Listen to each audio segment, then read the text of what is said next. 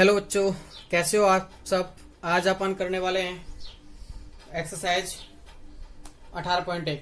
ठीक है, तो आप लोग देखते रहिए। क्वेश्चन नंबर 1 क्या है कि एक पासे को फेंकने पर 4 से बड़ा अंक आने की प्रायिकता ज्ञात कीजिए। तो ठीक है, करते हैं सॉल्यूशन। सबसे पहले लिखना है कि यादृच्छिक प्रयोग तो क्या है। यादृच्छिक प्रयोग पासे को फेंकना। यादृच्छिक प्रयोग क्या है? पासे को फेंकना। ठीक है, उसमें घटना क्या है? घटना ए क्या हो जाएगी? 4 से बड़ा अंक आना। ये क्या है? घटना ए है। तो इसके अनुकूल परिणाम क्या होंगे? अनुकूल परिणाम और कुल परिणाम। ठीक है, तो कुल परिणाम तो अपने पास पता है, पासे पर क्या आते हैं? 1 2 3 4 5 और 6 आते हैं। ठीक है, पासे के उछाल में। लेकिन अनुकूल परिणाम क्या होंगे कि जो 4 से बड़ा अंक क्या है? एक तो 5 है और एक 6 है। ठीक है, तो देखिए मैं अनुकूल परिणामों की संख्या क्या है? 2 हुई और कुल परिणामों की संख्या क्या हुई? 6। तो मैं लिख देता हूं प्रायिकता पी ए बराबर अनुकूल परिणामों की संख्या बटे कुल परिणामों की संख्या। तो क्या आ जाएगी? 2/6। तो 2 से कट रहा है तो 1/3। यही आपका क्या आ जाएगा? आंसर आ जाएगा। ठीक है, अब बात करता हूं मैं क्वेश्चन नंबर 2 की। एक सिक्के को 2 बार उछाला जाता है, दोनों बार चित्त आने की क्या प्रायिकता है, ज्ञात कीजिए। तो देखिए मैं सॉल्यूशन लिख रहा हूं। तो यादृच्छिक प्रयोग क्या है? सिक्के को 2 बार उछालना। ठीक है, मैंने लिखा यादृच्छिक प्रयोग सिक्के को 2 बार उछालना। अच्छा, उसके बाद घटना ए क्या है? दोनों बार चित्त, इसका मतलब हेड आना। ठीक है, तो देखिए कुल परिणाम क्या है? कुल परिणाम है अपने पास। देखिए दोनों 2 बार उछाला मैंने, तो मान के चलो पहले भी हेड आया, दोबारा भी हेड आया। ठीक है, मैंने पहले हेड आया फिर टेल आया, चलो पहले टेल आया फिर हेड आया और पहले टेल आया फिर टेल आया। ये 4 परिणाम आपके बन जाते हैं। ठीक है, अच्छा अब कुल परिणाम ये है, तो मैंने लिखा है इनकी संख्या लिख दी 4। अनुकूल परिणाम, अनुकूल परिणाम, अनुकूल परिणाम क्या होंगे कि दोनों बार चित्त आना। दोनों बार चित्त कब आया है? हेड हेड कब आया है? यह आया 2 बार। तो मैं लिख देता हूं ये आया। इसकी संख्या क्या है? 1। ठीक है, तो मैं अब लिख सकता हूं प्रायिकता P of A, probability of A क्या हो जाएगा? 1/4। यही आपका क्या हो जाएगा? आंसर हो जाएगा। ठीक है, अब अपन चलते हैं क्वेश्चन नंबर 3 पर। क्वेश्चन नंबर 3 क्या है कि 1 से 17 तक की प्राकृतिक संख्याओं में से एक संख्या का यादृच्छिक चयन किया जाता है। तो यादृच्छिक प्रयोग पर पता चल गया 1 से 17 तक की प्राकृतिक संख्याओं में से एक संख्या को चुनना। तो लिखना जरूरी थोड़ी। अब यादृच्छिक प्रयोग होगा एक संख्या में से, सॉरी 1 से 17 तक की संख्याओं में से किसी एक संख्या को चुनना। मैं लिख देता हूं फिर भी, चलो कि यादृच्छिक प्रयोग बराबर 1 से 17 तक की प्राकृत संख्याओं में से एक संख्या का चयन। ये क्या है? यादृच्छिक प्रयोग है। उसके बाद घटना ए लिखता हूं मैं। घटना ए तो क्या आएगा? संख्या अभाज्य प्राप्त होना।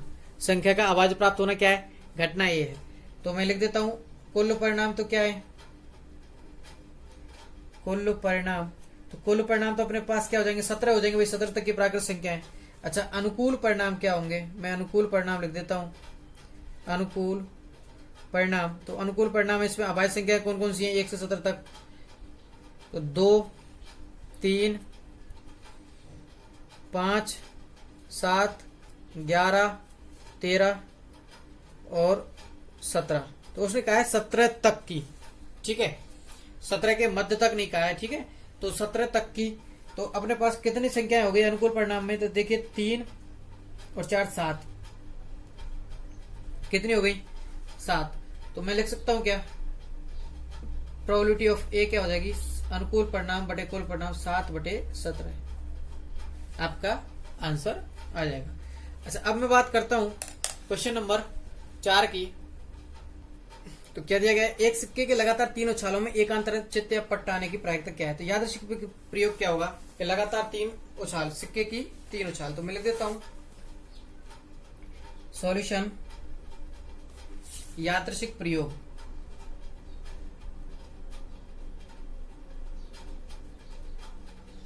यादृच्छिक प्रयोग क्या है, सिक्के की 3 उछाल, ठीक है, और घटना ए क्या है, घटना ए एकांतरत चित्त या पट्ट आना, यह आपका क्या है, घटना ए है। तो एकांतरत चित्त या पट्ट आना। तो अब देखना है कि कुल परिणाम कौन कौन से बनते हैं। कुल परिणाम, कुल परिणाम बनते देखो अपने पास 3 बार आना है, तो मैं लिखता हूं एच एच एच, तीनों बार हेड का आना। फिर मैंने कहा भाई एक बार टेल आएगा, लेकिन अब उसका टेल का क्रम पहले लास्ट में है, फिर बीच में आया, फिर टेल पहले आया। अब मैंने कहा भाई 2 बार टेल और 1 बार हेड, तो दोनों बार लास्ट में था, अब हेड बीच में है और अब अंत में चला गया हेड, ठीक है, और एक है अपने पास टेल। ये परिणाम बनते हैं, कुल परिणाम बनते हैं, ठीक है।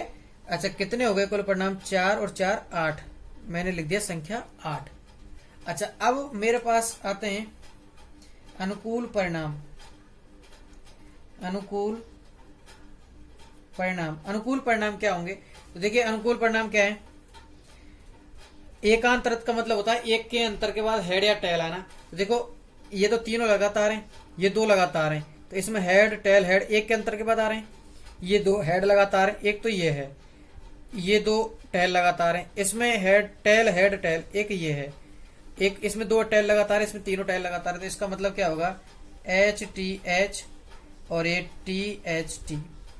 तो कितने परिणाम हुए, 2 परिणाम। तो इसलिए मैं लिख सकता हूँ प्रोबेबिलिटी ऑफ ए बराबर 2/8, मतलब 1/4। मैंने किसका भाग दे दिया, इसमें 2 का भाग दे दिया, ठीक है। अब अपन चलते हैं नेक्स्ट क्वेश्चन पर। क्वेश्चन नंबर 5 है, एक एलिफ वर्ष में केवल 52 रविवार आने की प्रायिकता क्या होगी। देखिए एलिफ वर्ष का मतलब क्या होता है और लीप वर्ष का मतलब क्या होता है, पहले तो ये आपको पता होना चाहिए। तो लीप वर्ष तो वो है, मैं लिख देता हूं साइड में, लीप वर्ष में 366 दिन होते हैं और फरवरी होती है वो 29 की होती है, ठीक है। और एलीप वर्ष में 365 दिन होते हैं, सामान्य वर्ष जो होती है उसमें 28 दिन होते हैं, ठीक है। अब इसमें 52 रविवार आने की प्रायिकता क्या होगी। तो देखिए अपने पास क्या है कि कुल दिन कितने हैं। अच्छा कुल 52 रविवार आने की प्रायिकता अपन देख रहे हैं। तो देखिए क्या होगा कि अपने पास 365 दिन है, कुल दिन 365, ठीक है। तो 365 में अपन ने भाग दिया किसका, 7 का, तो 7 का भाग देते हैं, 365 में भाग 7 दिया तो ये आएगा 52 सही 1/7, कुछ ऐसा आता है क्या, देखना शायद यही आता है, ठीक है। तो इसमें जो एक दिन है देखो 52 सप्ताह तो फिक्स हो गए, ठीक है, 52 सप्ताह तो फिक्स हो गए। तो इसको मैं लिख सकता हूं 52 सप्ताह प्लस 1 दिन, इनको लिख सकता हूं। अच्छा देखो 52 सप्ताह में 52 रविवार फिक्स है। अच्छा ये एक दिन अगर रविवार आ जाता है तो 53 रविवार हो जाते हैं। ठीक है, तो इस एक दिन के लिए, इस एक दिन क्या होना चाहिए, तो एक दिन के लिए मैं लिख रहा हूं कि कुल परिणाम तो मतलब क्या हो जाएंगे 7। भाई सातों रविवार, सातों दिन हैं अपने पास, सोमवार से लेकर रविवार तक, सातों दिन में से कोई भी आ सकता है, तो इसका मतलब कुल परिणाम तो क्या हो गए 7। अच्छा, और अनुकूल परिणाम इस एक दिन के लिए क्या होंगे, अनुकूल, मैं लिखता हूं अनुकूल परिणाम, अनुकूल परिणाम क्या है, तो देखिए अनुकूल परिणाम इसमें क्या होना चाहिए, इस एक दिन रविवार नहीं आए तो 52 रविवार रहेंगे, और इस दिन एक दिन रविवार आ गया तो 53 हो जाएंगे। तो इसलिए एक दिन रविवार ना आकर और कोई भी 6 दिन आ सकते हैं। तो ठीक है, अनुकूल परिणाम और कोई भी 6 दिन आ जाए, सिर्फ रविवार नहीं आए, तो इसलिए प्रोबेबिलिटी ऑफ ए क्या हो जाएगी 6/7। क्या हो जाएगी 6/7। अच्छा, अब अपन बात करते हैं क्वेश्चन नंबर 6 की, कि यदि पी ए बराबर 0.65 है तो ए नहीं क्या होगा। तो देखिए अपने पास दिया हुआ है पी ए बराबर 0.65, और अपन से ज्ञात करने के लिए बोला है पी ए नहीं, ये ज्ञात करने के लिए बोला है। तो अपन ने प्रायिकता सर्व समीकरण पढ़ी है, तो इसलिए चूंकि मैं लिख सकता हूं, चूंकि P A plus P A dash बराबर क्या होता है 1, तो मैंने मान रखा 0.65 प्लस पी ए डैश बराबर 1, तो पी ए डैश बराबर 1 माइनस 0.65, तो क्या आ जाएगा घटाने पर 0.35, क्या आ जाएगा घटाने पर 0.35, और यही आपको क्या हो जाएगा आंसर। इस वीडियो में यही तक, नेक्स्ट क्वेश्चंस के साथ मिलते हैं नेक्स्ट वीडियो में। धन्यवाद।